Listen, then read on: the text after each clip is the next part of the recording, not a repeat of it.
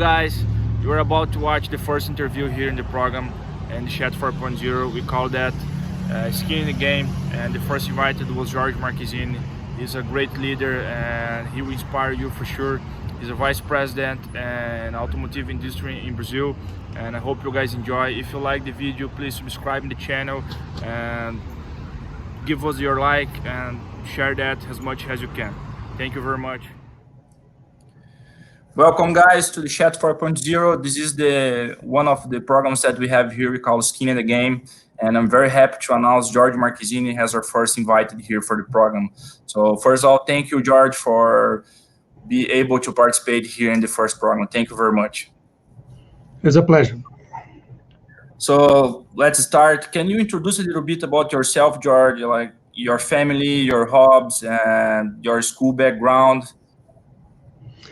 Yes, I'm Jorge Marquesini. I'm from Brazil, born in Curitiba City. I'm married with Rosângela. I have a son that is 29 right now. He is also married and expecting a baby that will come in January. So Maria Valentina is coming in January. Yeah, it's going to be the first one. Nice, congratulations. Yeah, thank you. And I was born here in Curitiba. I lived most of the time close to the Bigurilho suburb. I did my studies through our public school system here in Brazil. And then I did my graduation in one of the universities here in town called the Cefet. I'm an electrical engineer. And then after that, I had a chance to do some MBAs. And did also a course through our company here in cooperation with the Ashridge University in England. And also, I did also one education course in Chalmers University in Sweden as well. Nice. So you started your career in the technical position, probably working as an engineer. Yeah, I have started when I was very young, 15 years old at that time, back in 1975 to be more precise, in the shop floor as an assistant to a welder. And then I became a welder down the track and a painter and a truck driver. I did all of these things. And then sometime down the track, I became a white collar, so in the office. And then I pursued this career in a small metal industry company at that time. And then I became industrial director. And then back in 1991, I got invited to start in an automobile company, which I have accepted, but as an engineer, because I graduated in 1986. And this invitation came in 1991. So I started as a line engineer, and then I pursued all the different functions in the industrial side, always in the metal industry company, where I am for 29 years already. So I've been through engineering, quality, logistics, all these kind of functions until I became vice president in 2010. So it's a long career, about 45 years, most of the time inside the industry.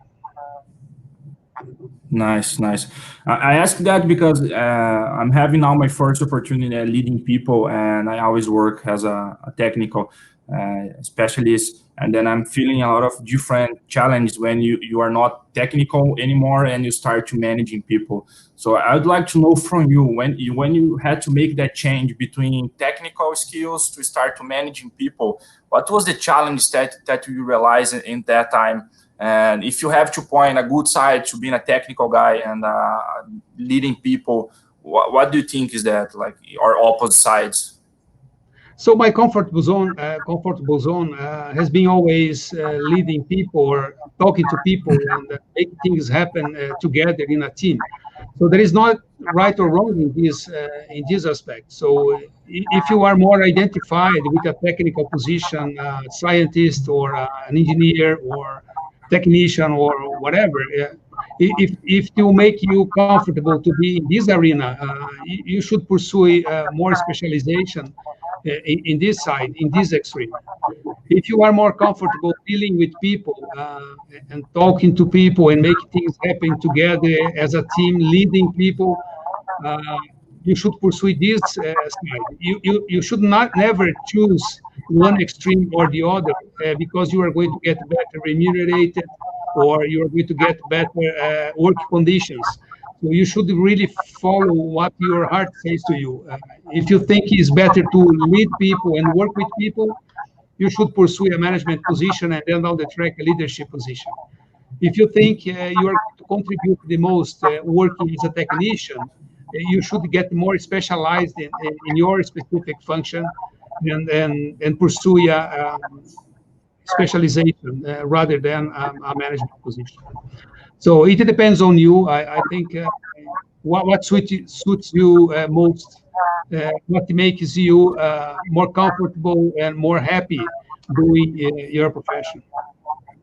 No, I completely agree. I think it's exactly that. You need to choose the path and focus and get better. And what challenges did you get, for example, in a crisis like we are living now in 2020 with this coronavirus? What do you think is the lessons learned then we can get in a moment like that? Well, first of all, it's a huge challenge for everybody in the world, right? Because we faced two crises. One, the health and safety crisis because of the COVID-19. And the second one was the economic crisis that came after, right? And I think the biggest challenge was to find good decisions and good solutions for the problems that we were facing. Talking about Brazil here, it started basically the month of March. So we had to take hard decisions such as stop production, send people home, apply health and safety protocols, and all of these things that was not totally common for us. And for some people was hard to accept that they should stay home, they should use masks, for instance. And we had by leading, not convincing, but showing examples and try to keep these new protocols in place in order to avoid COVID-19. We had also to take measures in the company to really secure a lot of things in view of the economic crisis. But fortunately, we saw things coming back a few months after. So I think we took the right measures. And now we are taking measures to ramp up again. So, that was quite amazing. Yeah, flexibility was also extremely important this year. Yeah, that I saw the news, and that's amazing what you guys are doing in Brazil, recovering very fast. That's very nice. Another question that I have: you work in a different positions all over the world, I believe, not just in Brazil. So when you had to go out from Brazil and start working in a different culture, a different environment, how was that for you? Well, I had the chance to go all around the world and to live in Australia for a couple of years. And I think the first thing you need to do and understand when you go to another place is the local culture, because we need to respect the local culture. You cannot copy your experiences in your hometown or home country and try to paste in another country. So it doesn't work at all. So we need to understand the dynamics, how the culture works, how the culture behaves, and then try to really adapt your experiences in this new environment. But don't try to force anything because it will not work. It will have a lot of reactions back. So the best thing to do is to understand first, to be humble, to accept the new culture, and then try to explore your experience and apply your experience there. Nice advice. So the name of this chat here is Chat 4.0. We talk about Lean. So in Jorge Marquesini words, what is Lean for you, Jorge? Lean, to me, Lean is simplicity. So you need to look from a very simple angle when you look into the Lean. So Lean is not a toolbox, it's a mindset. So from the moment you start to see things in a more simpler way, and you start looking for all the waste you have in front of you, try to eliminate waste through a robust continuous improvement system, then you can say you have a Lean mindset.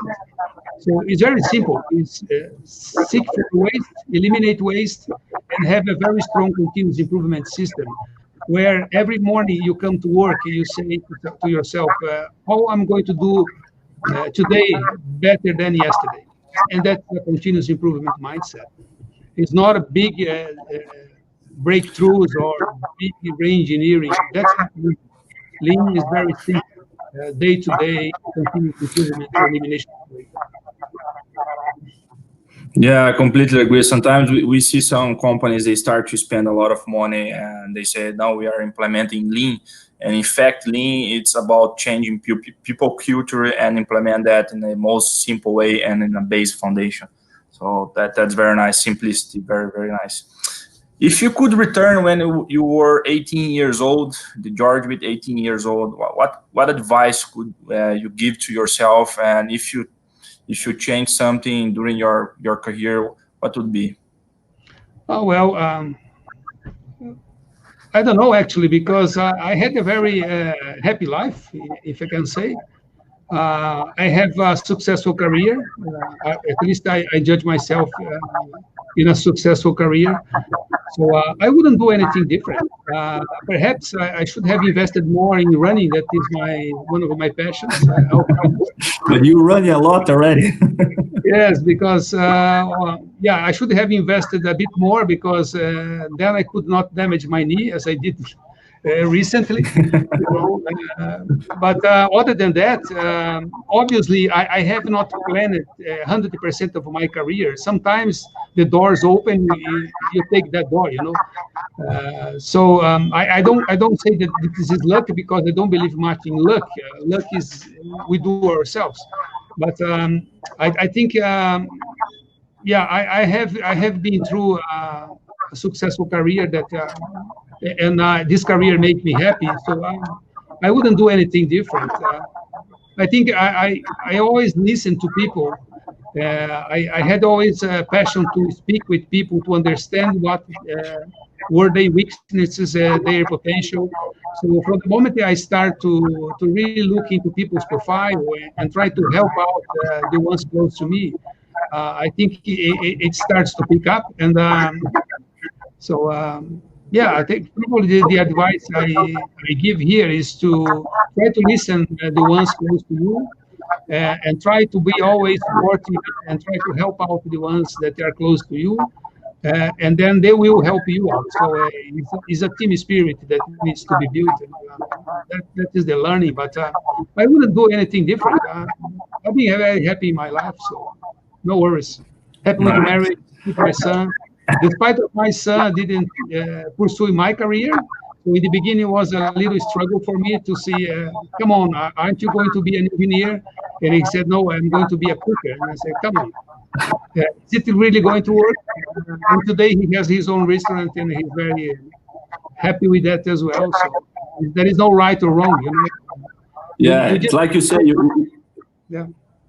Yeah, it's like you say, we should not pursue the money or this. We should pursue the happiness, and all the rest will come if you do a great work. So if you do with your love, I think with your heart, there's no wrong or right. Yep. And for sure, you had a very, very good career. For sure, no doubt on that. How did you plan your retirement, and what do you plan to do after you get in there? Retirement, can you translate that to me? I don't understand retirement. I'm joking. Sorry. So, I will not retire for sure. I might leave my seat here in the company, but certainly until I have energy to learn and until I have energy to teach, I will not retire for sure. I will probably slow down a little bit here and there. Spend more time with my private things, but certainly my intention is to continue working in one way or the other, even if I need to step into my son's restaurant to help him out. So I don't want to put my pajamas and stay home for sure. So this is why I don't like the word retirement, because it's probably the moment you stop earning from the company, start earning from a pension fund. But but that's not I'm looking after. So I'm looking after learning and teaching for the rest of my life, or until I Nice. get enough help for that. Yeah, I have a pretty similar plan. My plan is to open a gym and teaching jiu-jitsu and for small children and things like that. So I think if we start, I agree to, if we stop it, it's the wrong thing. We should not never stop. Yeah. That's a very nice. Where do we work in a automotive industry, and we see a lot of new technologies coming up now. We have electromobility. We have a lot of discussion if this is going to be the real future or not, because there's a lot of some discrepancy between this new technology coming. Where do you see the automotive industry in the next 5-10 years? I think the coming decades will be with a lot of transformation, driven mostly by the environmental legislation from the society, from the ones that are calling for a better world. And certainly the automobile industry, by the size it has all over the world, needed to transform itself, providing different ways of producing cars and trucks and machines, another technology to run the machines, the cars. Electromobility is one of them. So is going to be a lot of transformation that you cannot even imagine what is going to be. And we need to be flexible to receive this new technology, to learn on the fly as we go along, in order to be agile and follow the trends. But certainly there is going to be a lot of things happening in the automobile industry in the coming decades. Yeah, for sure. We are getting the end. So if you should give one advice for young leadership, so for the new generations that are coming, like guys that just finishing the college degree, or maybe don't start the college degree yet. So for the young generations that are coming, what is the advice that Jorge give to us? I think it's the same as I said to my son when he was young. Go after your dreams. And, no matter what it was and what it is, and so be happy, and that's the first step, important one, by the way. And then if you are okay to be in the industry, go to the industry. If you are okay to go to another sector, go to another sector. If you want to be an entrepreneur, be an entrepreneur, but go after your dreams. That's the first step until you can fail, because from a certain point in time in your life, so you need to stop failure a little bit. Because you need to make for yourself, right? But until you can fail, try to find something that really you enjoy. That's the way to go. And for us to finish here George, you have a book that you'd like to advise us to read, like for your own taste, no subject. Well, as you can imagine, I read already a lot of books, and I like very much the books that describes the people's profile and people's life. I'm more into these things, but I learn and I read a lot of business books and management books. And the latest one that I found very interesting is called the 5 Dysfunctions of a Team, from Patrick Leoncioni. And has been a bestseller in US, and it's a very nice book because it's a kind of a story that is being told about how to manage a group that had a lot of problems, and at the end this group became very successful. So I think that is a nice book to be read. Nice. Thank you, Jorge. I think that's it. Do you have something else that you'd like to share with us? No, I think I said a little bit about myself and about my life and about my thoughts. And I hope I have contributed to the Shot 4.0. Yeah, you did a lot. Again, thank you very much for participating. I know your agenda is very complicated to find a spot, so I really appreciate that, George. You are a great leader, and I'm very happy that you were the first one to the skin in the game here. Guys, thank you very much, and see you in the next one. Thank you, George.